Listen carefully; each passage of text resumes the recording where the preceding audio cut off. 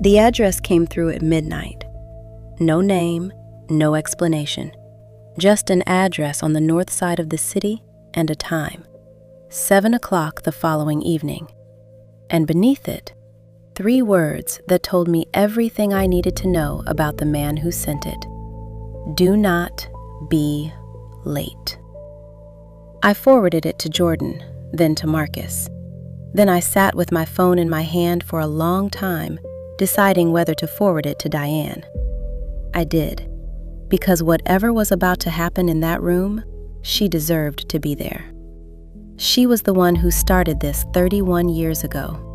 She was the one who walked out with the evidence and built a quiet life on top of a decision that had been waiting to catch up with her ever since. It was time for all of us to be in the same room. It was time to finally meet Robert Ellis. The building was the kind that did not have a sign outside. No branding, no lobby directory, just a sleek, dark glass exterior on a quiet street that felt intentionally removed from everything around it. The kind of building that said the people inside did not need you to know they were there. They already knew everything they needed to know about you. We were shown to a private room on the top floor. Floor-to-ceiling windows overlooking the whole city. Every light, every street, every building laid out below, like Robert Ellis had purchased the view along with everything else. There was a long, dark wood table in the center of the room. Water glasses already filled, chairs already arranged, like a board meeting. Like we had been expected not just tonight, but for years. Diane sat beside me. Jordan sat on my other side. Marcus sat across from us, separated by the table and by everything the table represented. He did not look at Jordan. Jordan did not look at him. 2 brothers in the same room for the first time in their lives, with nothing between them but 30 years of their father's choices. And then the door at the far end of the room opened, and Robert Ellis walked in. He was older than I had imagined, but age had not softened him. It had concentrated him. Early 60s, with silver threaded through his close-cut beard and temples, like time had decided to decorate him rather than diminish him. Broad-shouldered and unhurried in a way that took up the room without trying. His skin was deep mahogany, smooth and unbothered, the complexion of a man who had never lost sleep over anything he could not control. He wore a dark charcoal suit, no tie, top button closed, tailored so precisely it looked like it had been made specifically for this moment. Gold cufflinks, a watch on his left wrist that caught the light from the city windows when he moved.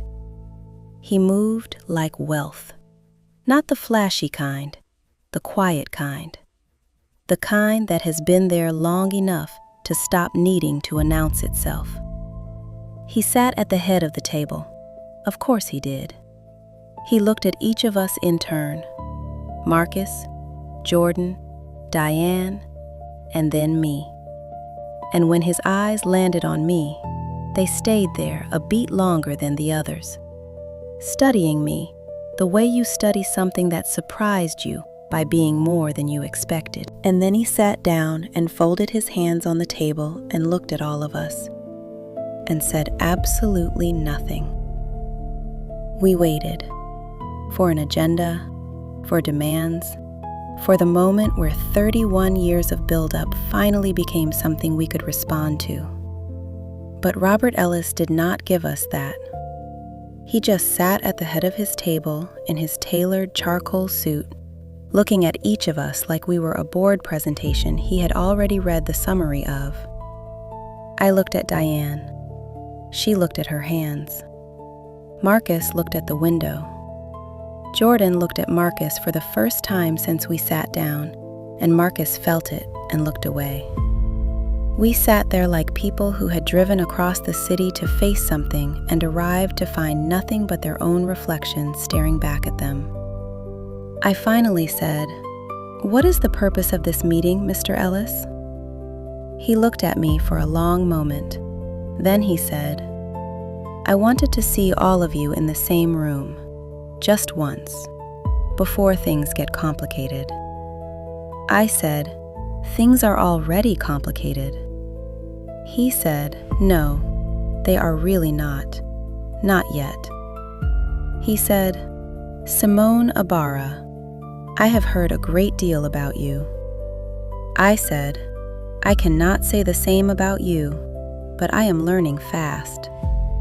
Something moved across his face, not quite a smile, the shadow of one, like a man who had not been surprised in a very long time and found the experience almost enjoyable.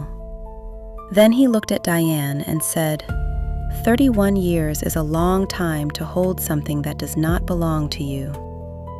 Diane looked at him without flinching and said, 31 years is a long time to use people as weapons instead of doing the honest work of rebuilding what you lost." He looked at Marcus. Something passed between them that I could not fully read. Not warmth exactly, but recognition. The complicated acknowledgement between a father and the son he kept hidden, finally sitting in the same room without pretense. He looked at Jordan. Jordan looked back at him with 32 years of questions he had already decided he was never going to ask because the answers would not give him back any of the time he had already lost.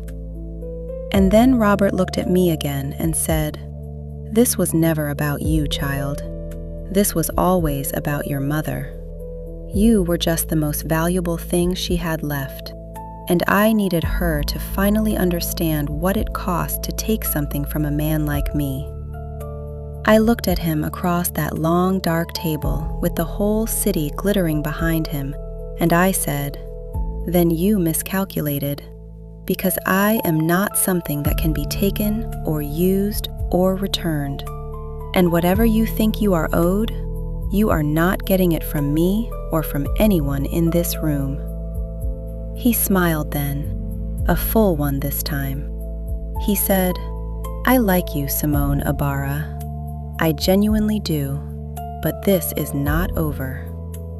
He stood up, buttoned his jacket, and walked out of his own room, leaving all of us sitting there in the glow of the city he had decided belonged to him. Nobody spoke for a long time, because he was right. This was not over, and every single person at that table knew it. We left the building one by one. Marcus first, without looking at Jordan. Jordan after, without looking back. Diane beside me, her hand finding mine briefly in the elevator, a gesture so small and so full of everything she could not say out loud that I had to look away to keep myself together. I stood alone on the sidewalk outside that building for a long time after everyone else had gone. The city moved around me the way it always does, indifferent, continuous, unbothered by the fact that everything in my life had just shifted in a room on the top floor of a building with no sign outside. And then my phone lit up. A number I did not recognize, a message I was not prepared for. It said, "You were right about everything. I should have reached out sooner. We need to talk. Robert is not finished, and neither am I. But I am not your enemy, Simone. I am your sister. Meet me tomorrow. I will explain everything." I read that message 3 times. Then I looked up at that building one last time. At the top floor window where the lights were still on, where Robert Ellis was still up there, watching his city like a man who had already planned the next 30 years. I put my phone in my purse, straightened my shoulders, and started walking. He said this was not over. He was right, but neither was I.